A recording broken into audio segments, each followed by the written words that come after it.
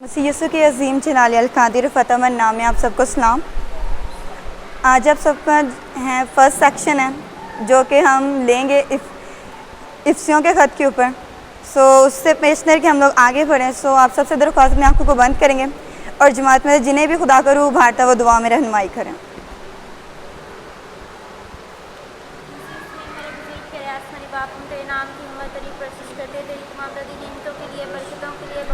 बाप आसमानी तेरा शुक्र करते तेरे नाम को मुबारक कहते क्योंकि तू भला खुदा तेरी शफकत अभी तेरी वफादारी पुश्तर पुश रहती। बाप आसमानी तू कायनात का खालिक है, मालिक है, राज़िक है, तू ज़रे ज़रे में मौजूद है। हम तेरा शुक्र करते हैं बाप आसमानी, शुक्रगुजार हैं आज के इस खूबसूरत वक्त के लिए।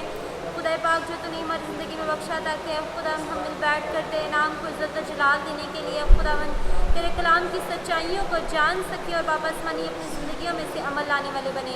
मेहरबान खुदा आज का ये सीखने और सिखाने का अमल तेरे पाक नाम से हो। मेहरबान खुदा जो कुछ हम तेरी बंदी है खुदावंद अपने बाप आसमानी तेरे कलाम मुक़द्दस से खुदा हमें सिखाती है। बाप आसमानी हमारे जहन के खुदा बंद जहन के तालों को खोल दे ताकि और खुदावंद तू हमें हिकमत और दनाई से मामूर कर ताकि खुदा आज के इस खूबसूरत सेक्शन में खुदा हम तेरी रहनुमाई को हासिल करते हुए तेरे नाम और तेरे कलाम को जान सके और बाबा आसमानी इसे अपनी ज़िंदगी में इस्तेमाल में लाते हुए तेरे नाम को इज़्ज़त और जलाल दें।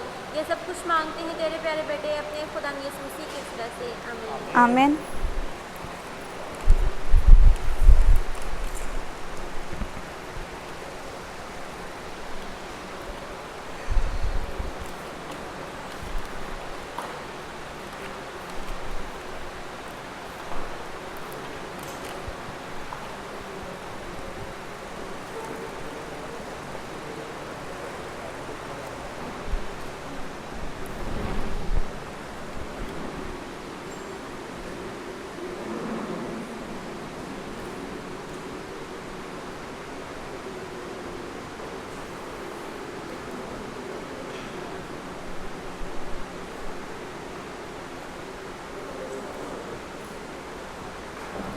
सबसे पहले हम इसका मुख्तसर सा तारुफ देखेंगे और इसके लिए आप अपनी अपनी बाइबल मुक़द्दस को खोलिए और इसी खत के ऊपर वाले जो हिस्से के अंदर इसका तारुफ जो है बहुत अच्छे तरीके से उन्होंने बताया हुआ है।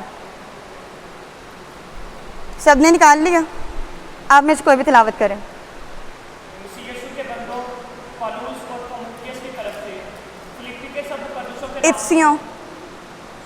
इफ्सियों का खत है। हाँ जी, उसका निकालें। हाँ जी, तारुफ पढ़ें। पालूस की तरफ से जो खुदा की मर्जी से मसीह यीशु का रसूल है, उन मुकद्दसों के नाम तो इफ्सियों में है और मसीह यीशु में ईमानदार है। हमारे बाप खुदा और खुदा यीशु मसीह की तरफ से तुम्हें फजल और इमरान हासिल होता रहे। आमीन। ये पेपर अपने पास जरा रखना, बाद में आप सुनूंगी। मैं खुद पढ़ती हूँ, हमसे मिस्टेक हो रही है। इस खत का तारुफ जो है कुछ इस तरीके से है कि इस खत के अंदर पालूस रसूल उस नुक्ते को उजागर करते हैं जिसके अंदर यह वाज़ेह तौर पर बताया जा चुका है कि मसीह में सब चीज़ों का क्या हो जाए, मजमुआ हो जाए, खा वो आसमान की हो खा वो ज़मीन की हो। लिहाजा इन्हीं बातों को, इन तमाम चीज़ों का जो सर है वो मसीह यीशु के इस खत के अंदर क्या कर दिया गया है, ठहराया गया है। और सर जो होता है वो पूरे बदन को क्या कर रहा होता है, कंट्रोल कर रहा होता है। ऐसा ही है। तो सबसे पहले हम इस खत का जो खाका है उसको देखेंगे।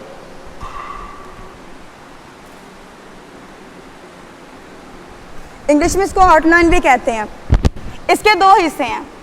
पहला हिस्सा है बाब नंबर 1 से बाब नंबर 3 तक और दूसरा हिस्सा है बाब नंबर 4 से लेकर बाब नंबर 6 तक। तो ये नोट कर लें साथ साथ।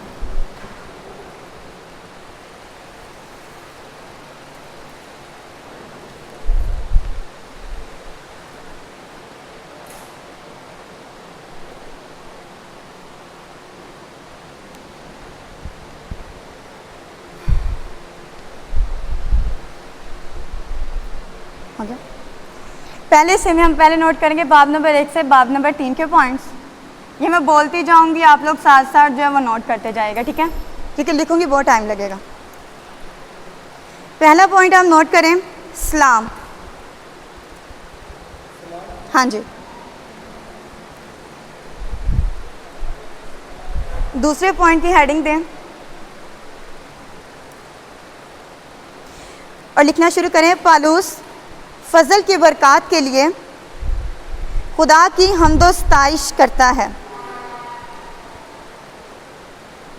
पालूस फजल की बरक़ात के लिए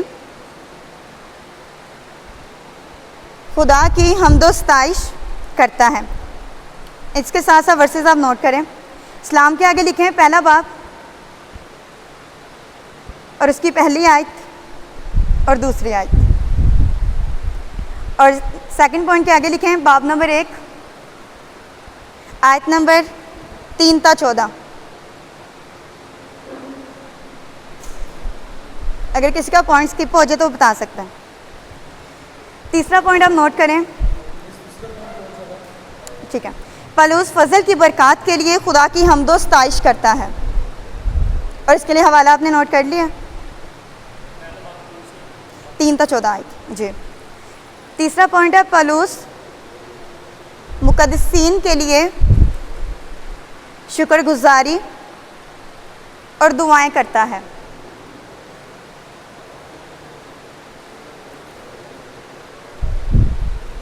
पालूस मुक़द्दसीन के लिए शुक्रगुजारी और दुआएं करता है। इसके लिए हवाला नोट करें बाब नंबर 1 आयत नंबर 15 ता 23, 15 to 23। सब ने लिख लिया। पॉइंट नंबर 4, यहूदियों और गैर कौमों की निजात में खुदा की कुदरत का ज़हूर।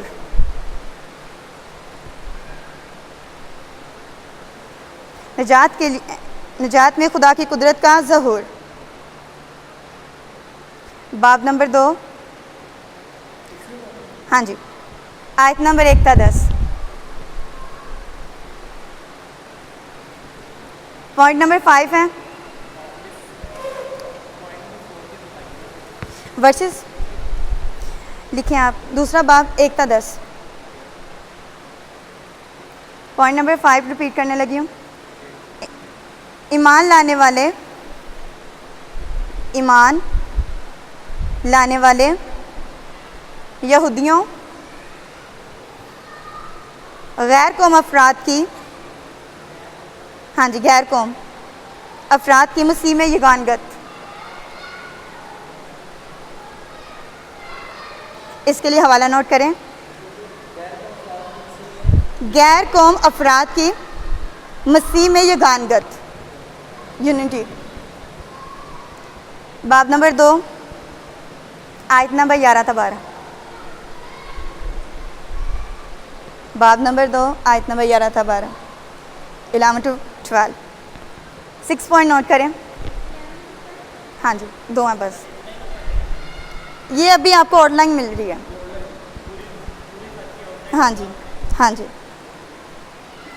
पॉइंट नंबर 6 नोट करें। भेद के बारे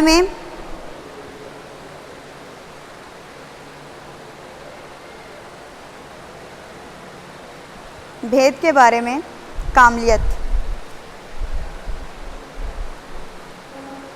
बाब नंबर 3 आयत नंबर 1 ता 13। हाँ जी, बाब नंबर 3 आयत नंबर 1 ता 13। 7वां पॉइंट नोट कर लें। पालूस मुक़द्दसीन के लिए दुआ मांगता है।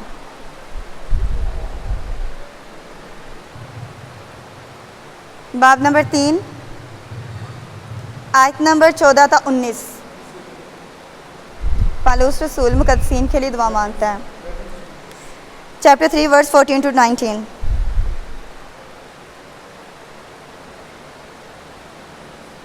पॉइंट नंबर 8, पालूस रसूल खुदा की हम्द करता है।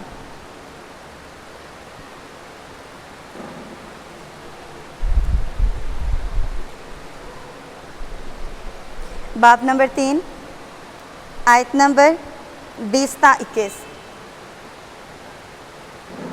इस तरह आपको ये चैप्टर पढ़ने में बहुत इजी फील होगी, आपको पता होगा कि इस बाब में कौन सा टॉपिक है। आगे है, नहीं क्लियर है। अब है सेकंड इसका खाका, बाब नंबर 4 से लेके बाब नंबर 6 तक। इसकी एक हेडिंग पहले नोट कीजिएगा, खुदावंद में ईमानदार का अमल। सेकंड खाके का पॉइंट नोट करें, खुदावंद में ईमानदार का अमल।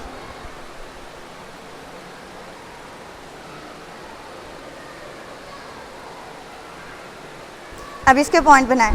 पहला पॉइंट इसका लिखें, मसीही रफ़ाकत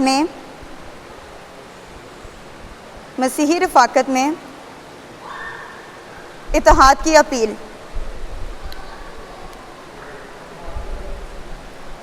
जी, इत्तेहाद की अपील, इत्तेहाद लिख दूं। बाब नंबर 4 आयत नंबर 1-6। दूसरा पॉइंट नोट करें, बदन के अज़ा के मुनासिब, बदन के अज़ा के मुनासिब तौर पर काम करने का प्रोग्राम,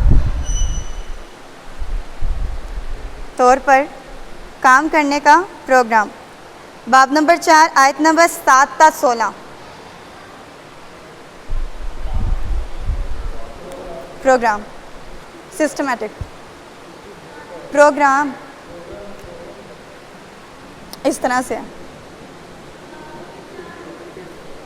हाँ जी, दोबारा रिपीट करती हूँ, बदन के अज़ा पार्ट्स के मुनासिब तौर पर। हाँ जी, थर्ड पॉइंट नोट करें, वर्स इसकी हैं चैप्टर नंबर 4 वर्स 7-16। तीसरा पॉइंट नोट करें इसका, नई अखलाकियात के लिए अपील। तीसरा पॉइंट दोबारा से नोट करें, नई अखलाकियात के लिए अपील।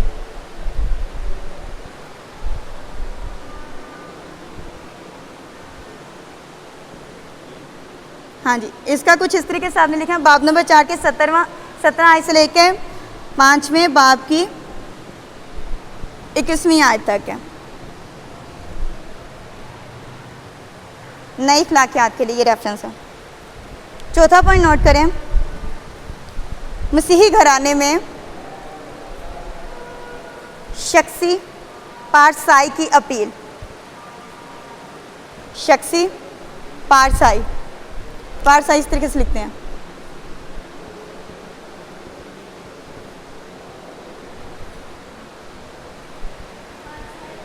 अपील। बाब नंबर 5 आयत नंबर 22।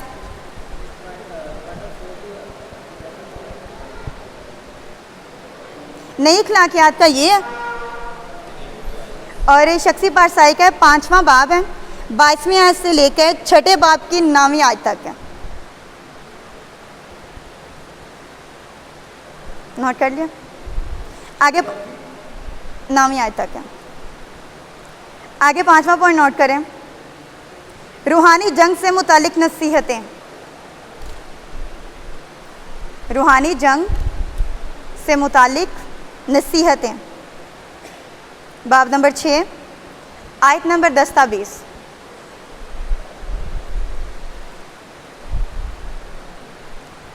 और लास्ट पे पॉइंट नंबर 6 है, पालूस के शख्सी सलाम, यानी जो वो कलीसिया के लिए रखते हैं।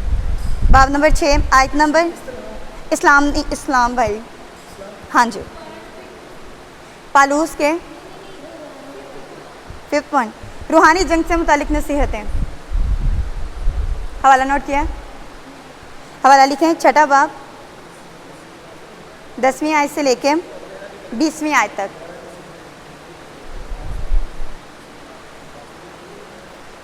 लास्ट पॉइंट है, उसको नोट करें अब जल्दी से, पालूस के शख्सी यानी ज़ाती इस्लाम।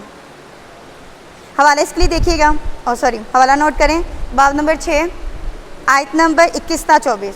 सो ये पूरे चैप्टर के आगे हैं आपके पास। 6ठा पॉइंट है, पालूस के शख्सी सलाम।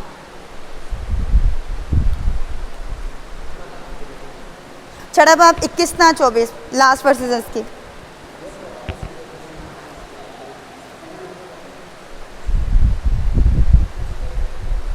ये तो था खाका। अब इसकी अगली हेडिंग नोट करें, सने तस्नीफ, यानी ये खत कब लिखा गया और किन हालात में लिखा गया, ताकि आप लोग जब क्राइटेरिया जो है पता होगा तब आपके लिए इजी होगा इसको अंडरस्टैंड करना।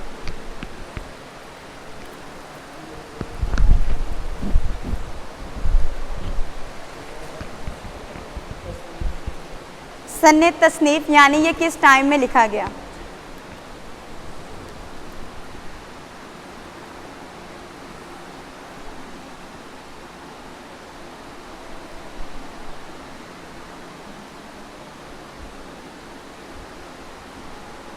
ये सन्ने तस्नीफ।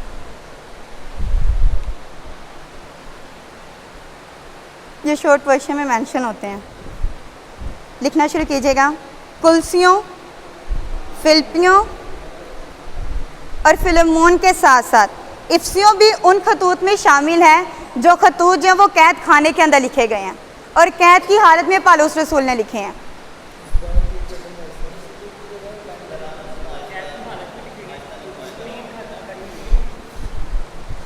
ज़रा ना जल्दी सुनना है और ख़ुद अपने पॉइंट में भी आप नोट कर सकते, ज़रूरी नहीं कि वर्ड टू वर्ड आप लोग उसको नोट करें।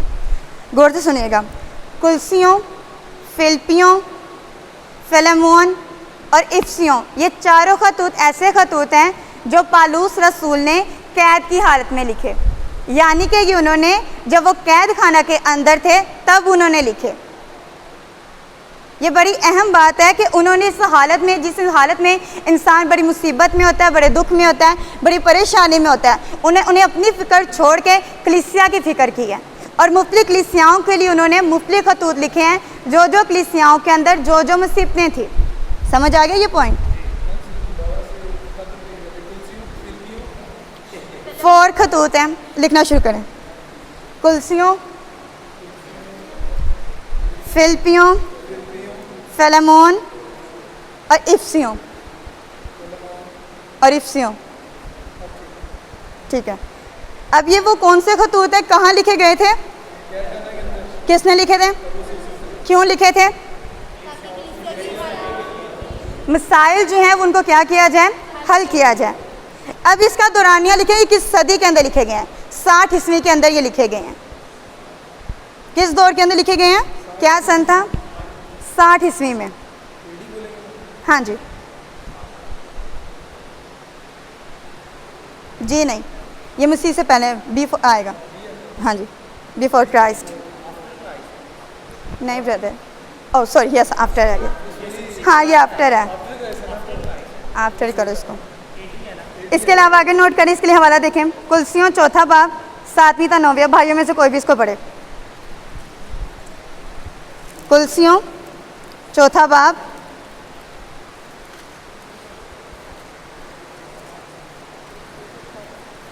और उसकी 7वीं से 9वीं आयत तक।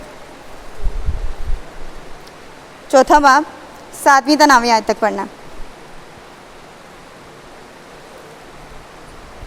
हाँ जी, कुल्सियों में से पढ़ना। चौथा बाब उसकी 7वीं आयत से 9वीं आयत तक।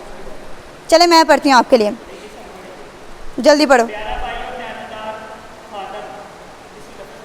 तिखुस,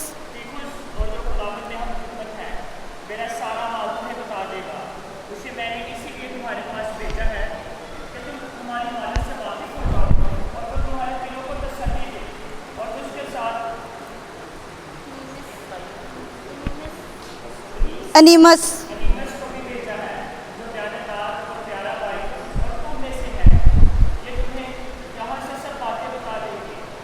आमीन।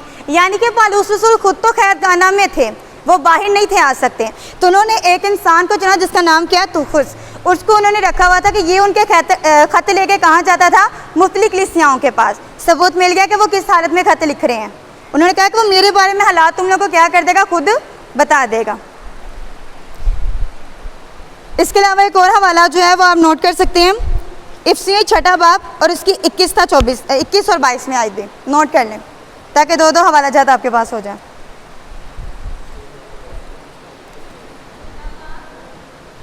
21वीं और 22वीं आयत।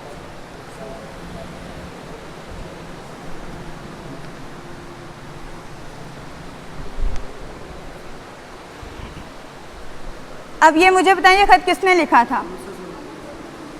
पलूस रसूल के मुतालिक आप में से जो कोई भी बताना चाहे वो बता सकता है। खड़े होके बताना और पूरा डिटेल के साथ बताना। ठीक है।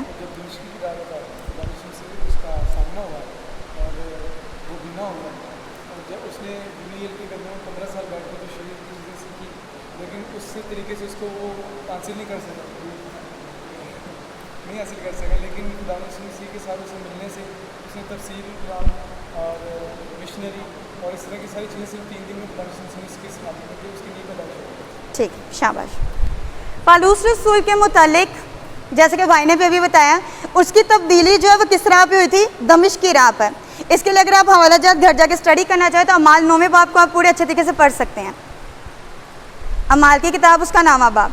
इसके अंदर आपको डिटेल के साथ मिलेगा कि वो किस विजन के साथ जा रहा था और किस तरीके से खुदा ने उसको रास्ते में क्या किया है?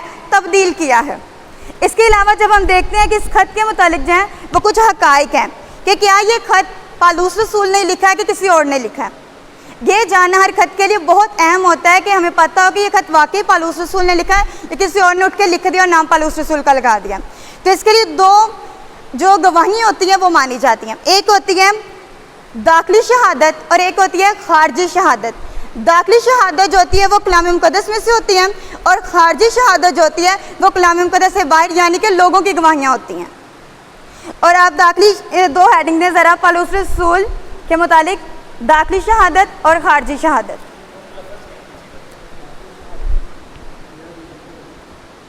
इस तरह से लिखते हैं दाखिली और इस तरह से खारजी।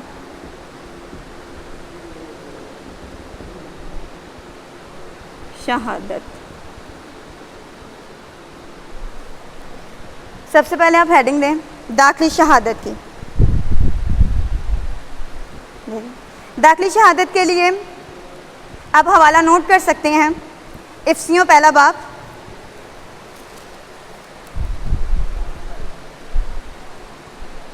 इफ्सियों पहला बाब और उसकी पहली आयत। पालूस की तरफ से जो खुदा की मर्जी से मसीह यीशु का रसूल है। वाज़ेह हो गया कि कलाम मुक़द्दस के अंदर किसका नाम लिखा हुआ है? पालूस का। दूसरा आप हवाला देख सकते हैं 3 बाब की पहली आयत। इसी सबब से मैं पालूस तुम गैर कौम वालों की खातिर मसीह यीशु का कैदी हूँ। सबूत मिल गया दाखिली शहादत का कि यह खत किसने लिखा है? पालूस रसूल ने।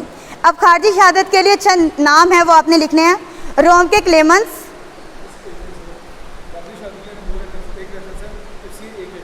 हाँ जी, खारजी नहीं है वो भी दाखिली का ही है। खारजी अब स्टार्ट होने लगा।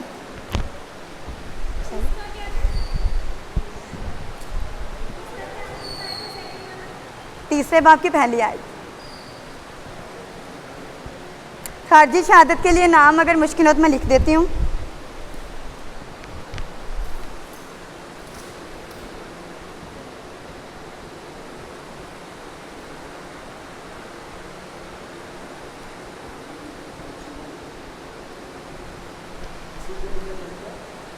रोम का क्लेमेंस। इसके अलावा दूसरा नाम आता है पॉलीकारप का। पॉलीकारप ये यूहन्ना रसूल के शागिर्द थे। नहीं, पॉलीकारप। उसके बाद आता है हरमास। वैसे तो 2 नाम ही काफ़ी होते हैं। उसके बाद आता है सिकंदरिया के क्लेमेंस।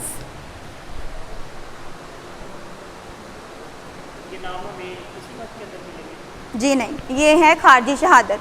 यानी ये वो लोग हैं जो इस खत के मुतालिक कहते हैं कि वाकई में ये पालूस का है, लेकिन इनके नाम जो है वो खत के अंदर नहीं है, ये बाहर से गवाह उठे हैं। हाँ जी, सिकंदरिया के क्लेमेंस।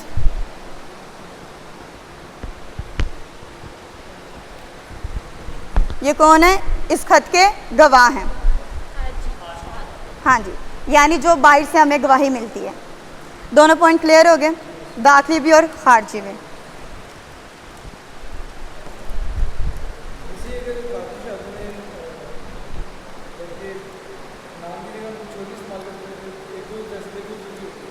क्या इस्तेमाल करेंगे आप? जैसे कि रेफरेंस वगैरह। इसके लिए रेफरेंस आप दुनिया में ही ढूंढ सकते हैं। मतलब कि दुनिया के जो उन्होंने लिखे होंगे ना अपने कारनामे, उसमें से मिलेंगे, बाइबल में से नहीं मिलेंगे। तो रेफरेंस भी ढूंढ लीजिएगा, क्योंकि ये मुश्किल होता है। इसके अलावा चंद पॉइंट्स हैं, ज़रा वो नोट कीजिएगा। पालूस रसूल ने इफिसस के अंदर 3 साल खिदमत की थी। कितने साल खिदमत की थी? और इन्हीं 3 सालों के अंदर उन्होंने वहाँ पर क्या कायम की? कलीसिया कायम की। और उसी कलीसिया का बोझ रखते हुए उन्होंने इस कलीसिया को क्या किया? कैद खाना के अंदर ही खत लिखे। इसके लिए अगर हवाला देखना चाहे तो आप देख सकते हैं अमाल की किताब 19वां बाब और 10वीं आयत, नोट कीजिएगा पहले। अमाल की किताब 19वां बाब 10वीं आयत और 20वां बाब 31वीं आयत, दोनों अमाल की किताब में से हैं।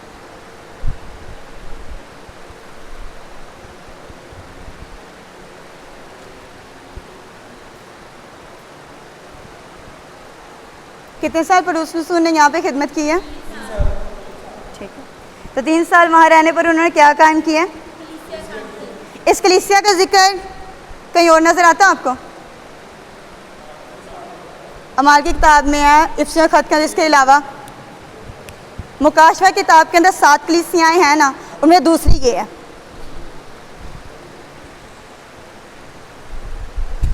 जी ये आपके पॉइंट हो गए।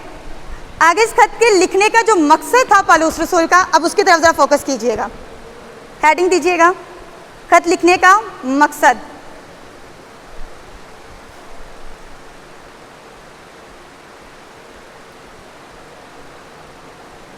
ये मेन हेडिंग के अंदर नोट कीजिएगा। इफिसस के मसीहों का सबसे बड़ा मसला ये था। इफिसस के मसीहों का सबसे बड़ा मसला ये था कि चंद अफराद उनमें तफरीका डालने और गिरोहबंदी करने की कोशिश कर रहे थे।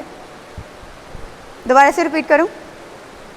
इफिसस के मसीहों का सबसे बड़ा मसला ये था कि चंद अफराद उनमें तफरीकाबाजी और गिरोहबंदी करने की कोशिश कर रहे थे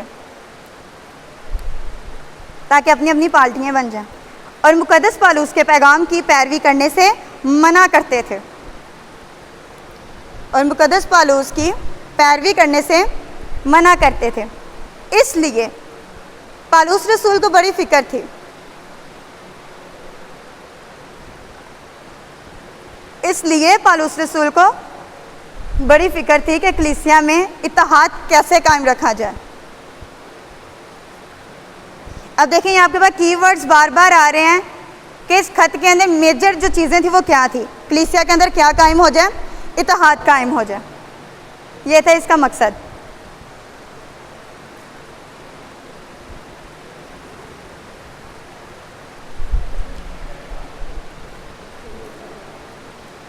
हो गया? सबका हो गया?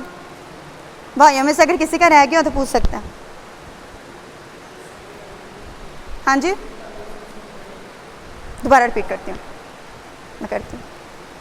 इसलिए पालूस रसूल बड़ी फिक्र थी, यानी पालूस रसूल को, कि कलीसिया में इत्तेहाद कैसे कायम किया जाए, कैसे कायम रखा जाए या किया जाए। सबका हो गया है?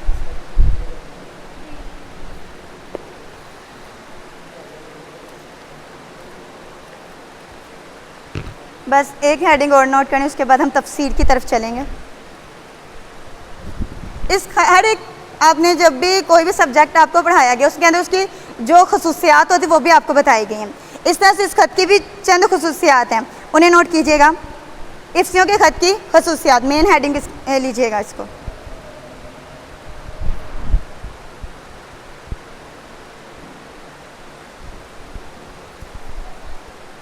नोट कर लिया? पहला पॉइंट नोट करें। इस खत का आगाज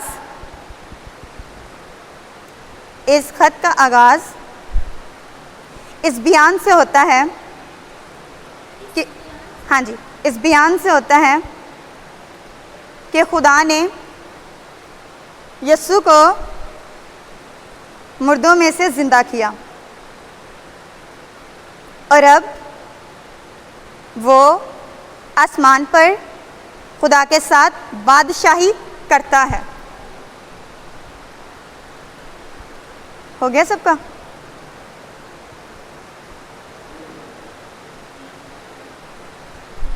सेकंड पॉइंट नोट करें, जुदाई की दीवार जो बीच में थी ढा दी। किसने ढाई थी? कब ढाई थी? कोहे कलवरी पर जब उन्होंने हमारा अब्दी का फारा दिया तो हैकल का पर्दा जब बीच में से फटा था, वो जुदाई की क्या थी? दीवार थी। थर्ड पॉइंट नोट करें,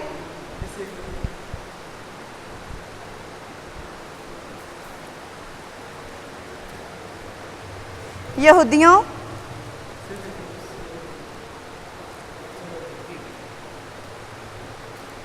लिख लिया। थर्ड पॉइंट नोट करें,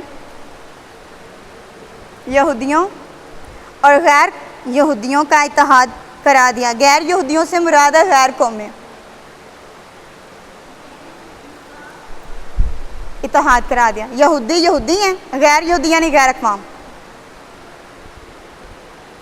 फोर्थ पॉइंट नोट करें, इत्तेहाद करा दिया। इसके लिए हवाला भी नोट कर लें, दूसरा बाब 14वीं आयत है। दूसरा बाब 14वीं आयत, दूसरा बाब सबने मेंशन कर लिया। चौथा पॉइंट नोट करें, कलीसिया मसीह का बदन है।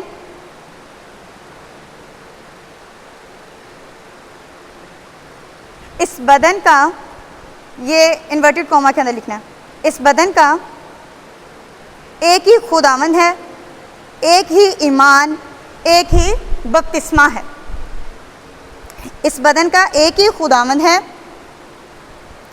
एक ही ईमान, एक ही बपतिस्मा है। हवाला नोट कीजिएगा, चौथा बाब 5वीं आयत।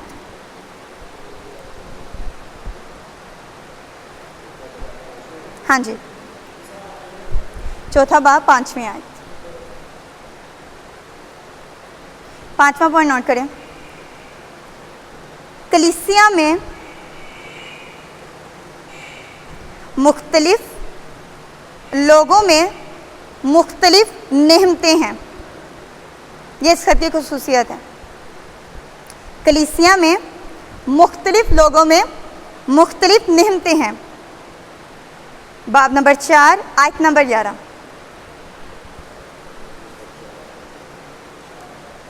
सबने नोट कर लिया? बाब नंबर 4 आयत नंबर इसकी 11। छठा पॉइंट नोट करें, खुदा के लोगों का तर्ज ज़िंदगी और किरदार कैसा होना चाहिए, ये इस खत के अंदर बताया गया। लास्ट पॉइंट आ गया, कैसा होना चाहिए। 7वां पॉइंट नोट करें, रूहानी हथियारों का बयान। यह वाहिद खत है जिसके अंदर रूहानी हथियारों का जिक्र आता है। रूहानी हथियारों का बयान, बाब नंबर 6 आयत नंबर 10 था 17।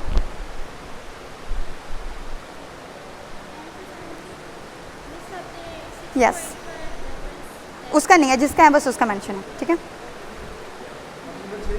हाँ जी, आयत नंबर 10 था 17। सबके ये 7 पॉइंट क्लियर हो गए हैं? कोई मिस्टेक? ठीक है।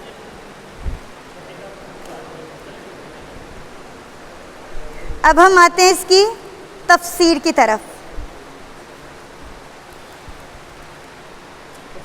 हाँ जी, इसके लिए हवाला निकालिएगा। अब हवाला जात निकाल लें। इफ्सियों पहला बाब,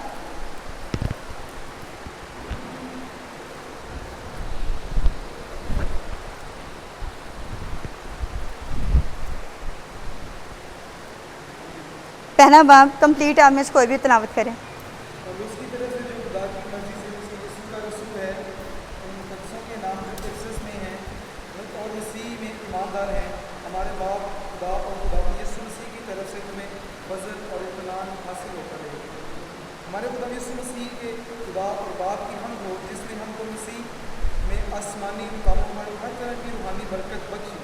चनाचा उसने हमको बने आलम से बेशतर उसने चुन लिया ताकि हम उसके नज़दीक मोहब्बत में पाक और बेऐब हों, और उसने अपनी मर्ज़ी के नेक इरादों के मुताबिक हमें अपने लिए पेशतर से मुकर्रर किया कि यीशु मसीह के वसीला से उसके ले पाले बेटे हों, ताकि उसके उस फजल के जलाल की सताइश हो जो हमें उस अजीज़ में मुफ्त बख्शा।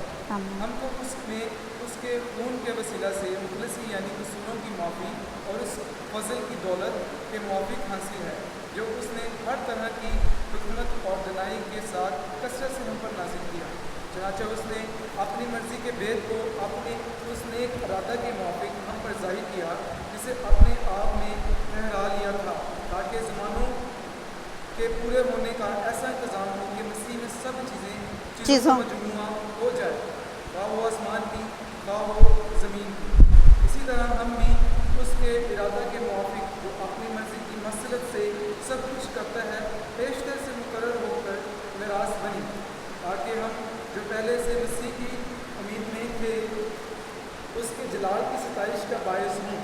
और उसी में तुम पर भी जब तुमने कलाम हक़ को सुना और तुम्हारी निजात की खुशखबरी है और उस पर ईमान लाए पाक मौजूदा रूह की मोहर लगी, वही खुदा की मलकियत की मुखलसी के लिए हमारी मिरास का पैमाना है ताकि उसके जलाल की सताइश हो।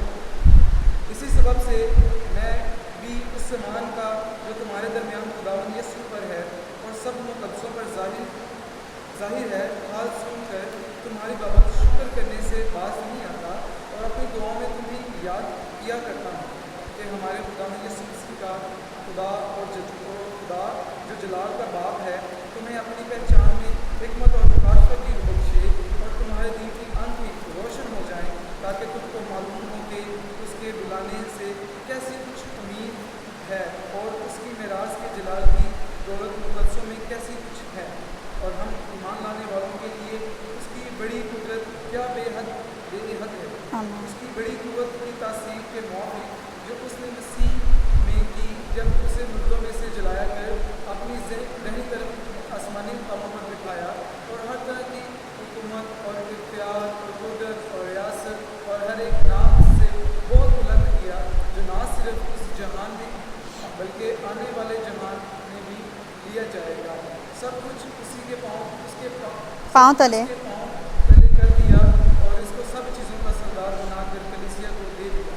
उसका बदन है ये उसका बदन है और इसकी मामूली जो हर तरह से सब को मामूल करने वाला है। आमीन। खुदा उनका शुक्र हो। पालूस की तरफ से बाकी इसकी जो तफसीर है वो हम नेक्स्ट क्लास में देखेंगे। खुदा आज के कलाम के वजह आप सबको बड़ी बरकत अता फरमाए। आमीन।